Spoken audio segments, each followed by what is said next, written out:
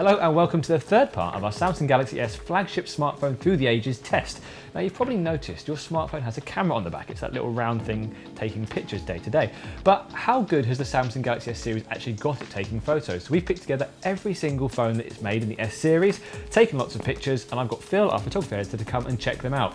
Did 5 categories out in the field. We had a landscape, selfie, close-up, and 2 low-light versions to really find out how good these cameras were, but specifically how much better they've become.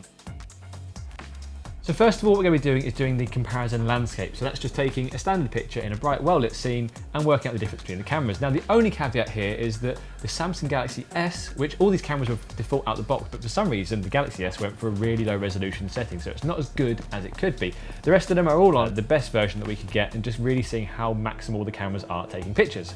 So starting off with this, Phil, what are your thoughts?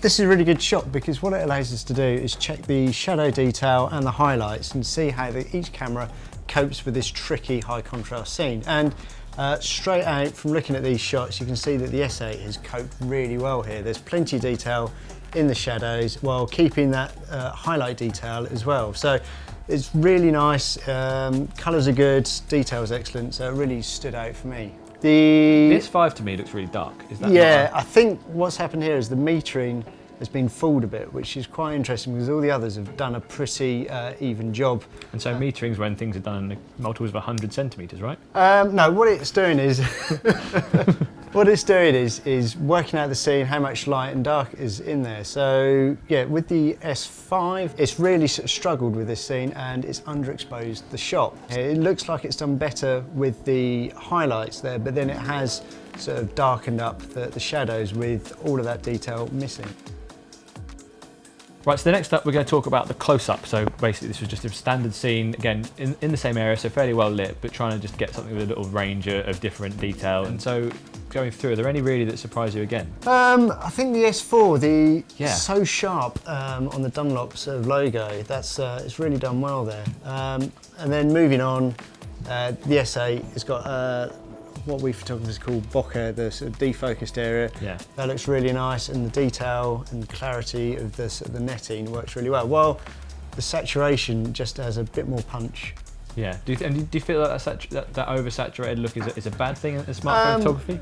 No, I think when you sometimes go too far with filters, it can look a little bit unnatural. Yeah. But here, it's just got it on the right balance.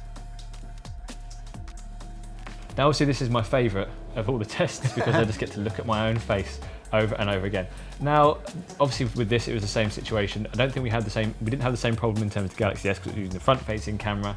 That was a 0.3 megapixel shot, and to me that still looks actually fairly decent. Yeah, it's not too bad at all compared to the others. I thought it'd be sort of like a rough sketch of my face, but it's actually quite good. I mean, it's a good subject material, let's be honest. Yeah, I think the S8's done well with the background as well. Yeah. It's just got, you pop out a bit more from the background. Which, this is really sharp, the S7, isn't it? Yeah, it almost looks a bit too unnatural, the difference between you and the background. The S4, the auto white balance has gone a bit crazy and has given a sort of a very sort of nasty, cool look to the shot compared to the others. Do you feel there's any point where Samsung was recognised that the selfie camera becomes really important? It looks possibly round about the S5 when it looks like they started to use a wider angle lens, obviously to cram more into the frame. So it's probably the S5, S6, the focal range is a little bit wider, so it's better for selfie taking. Cool, stop looking at my face now. Okay, so I mean, I'm a massive fan of the low light comparisons simply because they show the difference so much more remarkably. And I feel, from the layman, this seems to go almost linear. Yeah. Every year it just gets better and better and shows that I suppose the low light was the last battleground for the camera for manufacturers to start really pushing at. I think around their 2015, they realised that we can't keep putting loads more megapixels in, so let's start making the photo look a bit better. For me, the only one that's kind of anomalous is the Galaxy S3. Yeah, that hasn't really done at all well. And all these photos were done exactly the same way. So it held the camera, put it down on the exact same spot, and held it till it focused, and then took the picture. And I'm surprised at how well the Galaxy S did, to be honest. Yeah, considering that sort of 8-year-old technology, it hasn't done too badly. Right, and the final test that we have is the super low light, which is basically where we're into our kitchen. We took a clock in, we shut the door, hoped no one would actually come in and disturb us and wonder what we were doing, and just took some pictures of this really low brightness clock. And I mean, depending on which phone you look at, you would say, well, that was a really bright clock or that was a really dim one. This to me shows just the power of the sensors coming through, because there was no night mode, there was nothing, it's just literally what photons these sensors could pick up. Yeah, no, it's amazing. You can see the natural progression in sort of imaging performance through the generations. It's quite a sort of a subtle difference between the S7 and S8. Yeah. It's probably, the S7's gone for quite a punchy sort of contrasty shot, but the S8 is a bit more subtle, and it's retained more detail in the highlights. If someone's just taking low light pictures, what difference does that make in terms of they were choosing between these two phones? The S8 will give you a nicer shot because you're not going to get those blown sort of lights and stuff, so it'll just give you a more natural looking result. So basically the overall scene will be composed in a more natural way. Yeah, It's basically getting the more realistic picture. Yeah. And which of these cameras, of all of them, would you prefer to try and take a picture of a ghost with? I'd go the S8, Okay. give the nicest ghost shot. Okay, I mean, I feel like it's really, you want to get the best one, so it should be the S7, but you know, you're the expert. So, we've been through all the camera samples from the Galaxy S flagship range, and ultimately, Phil, it was pretty obvious what the results were going to be.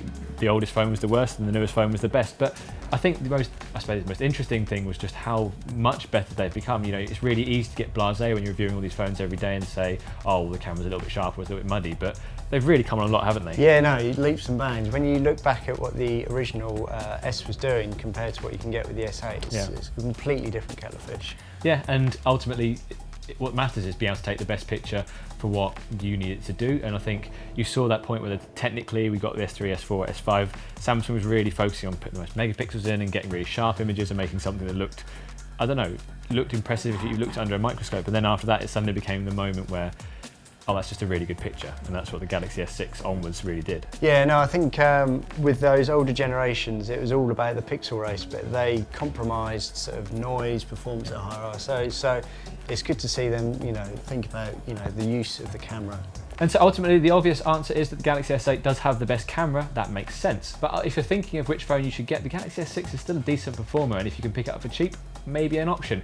But which of these is your favourite phone? You must have had some of these. Let us know in the comments below which ones you had. If you've got any good pictures, send them in. But as ever, thank you very much for liking, thank you very much for subscribing, and we'll be back with another big Samsung Galaxy S test very soon.